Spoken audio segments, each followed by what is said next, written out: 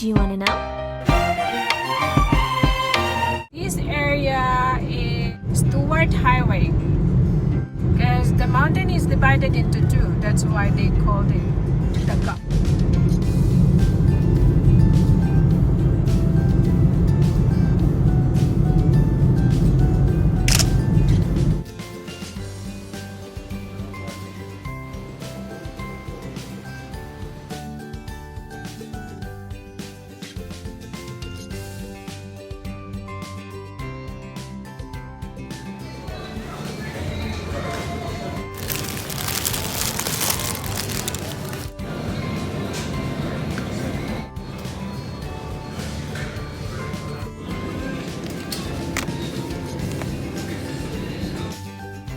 So, ang ating mga ingredients na gagamitin sa paggisa ng gulay ay 2 pieces chicken thigh, onion, garlic, soy sauce, oyster sauce, at black pepper. Ang ingredients para sa lumpia sauce: peanut butter, cornstarch, soy sauce, at sugar. Yung mga measurements ng ingredients ay ilalagay natin sa end nitong video. At yung sabaw na gagamitin natin dito ay yung sabaw ng gulay. Ito naman ang ating panggarni sa ating fresh lumpia: grated garlic at grated walnuts. At ang pambalot naman natin sa ating fresh lumpia ay lumpia wrapper at yung lettuce. Ang mga gulay na gagamitin natin para sa ating fresh lumpia: sweet potato, carrots, cabbage, toge or bean sprouts. Igigisa na natin ang bawang,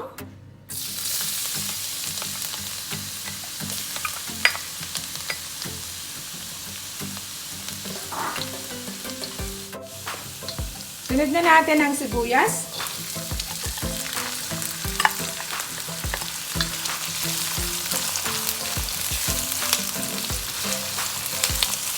sa paggigisa dapat hindi nasusunog ang bawang kasi naglalasa yun sa ating mga lulutuin.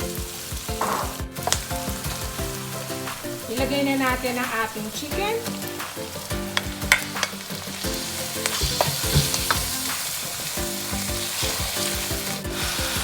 One teaspoon of black pepper.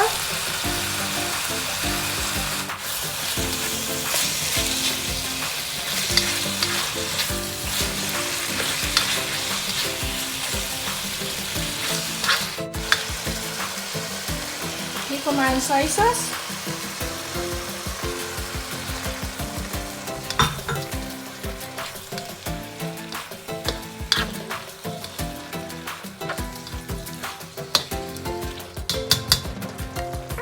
Oyster sauce,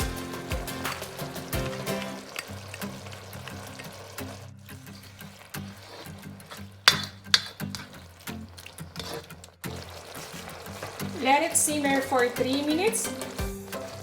Lalagyan na natin ng tubig. Ang ginagamit naming tubig ay yung boiled water na rin.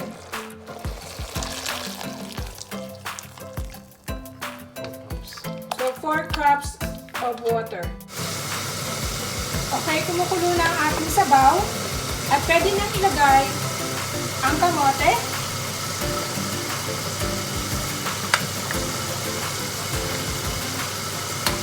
and carrots. Pwede na silang pagsabayin.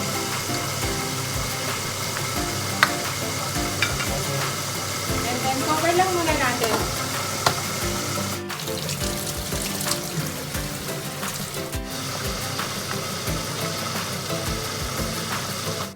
Half cook na ang ating carrot at kamote, kaya pwede na natin ilagay ang cabbage.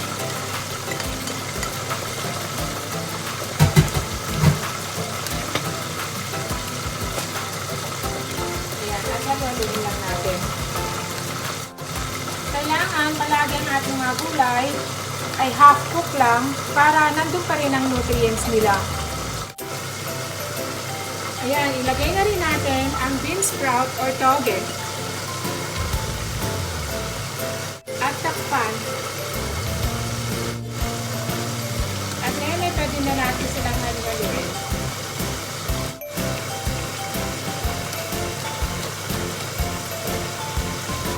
Ayan, luto na ang ating gulay at kailangan may transfer siya sa strainer para hindi siya ma-overcook. Ayan. Kailangan may drain natin siya sa sabaw. Ngayon, ito na yung sabaw ng vegetables natin na siya natin gagamitin sa ating sauce. Gagamitin natin din sa pantunaw natin sa ating peanut butter. Ay ibabalik natin sa wok. Ayan, medyo pakulo na yung ating sabaw, kaya pwede na rin natin ilagay yung minix natin na peanut butter.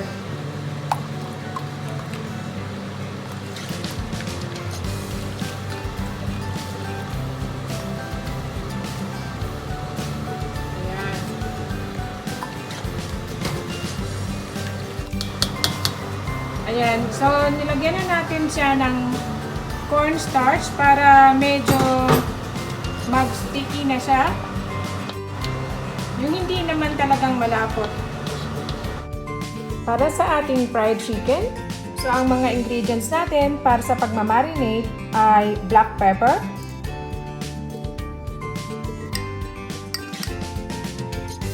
garlic powder,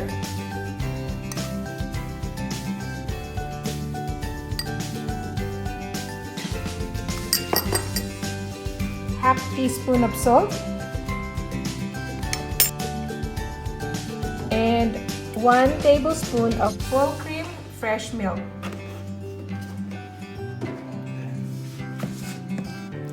Ayan. So, isusok lang natin siya or imamarinate lang natin siya for 30 minutes. So, ito naman ang gagamitin natin sa pagko-coat sa chicken. 1 cup all-purpose flour, and 1 cup cornstarch, and 1 tablespoon of garlic powder. Yan, i-coat lang natin ang chicken ng maayos. So, ganyan na magiging itsura niya.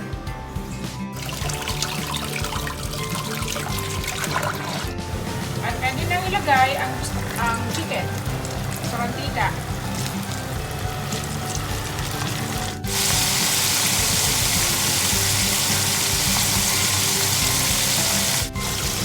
Malapit nang maluto ang ating chicken.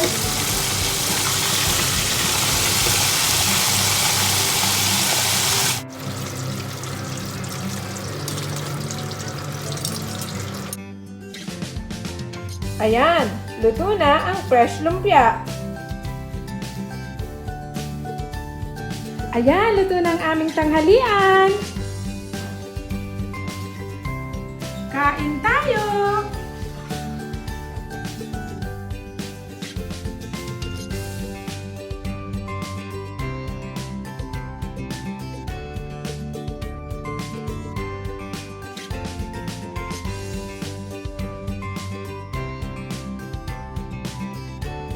Always remember na don't live with your anxieties, just pray with our Lord Jesus. Okay? God bless you and bye!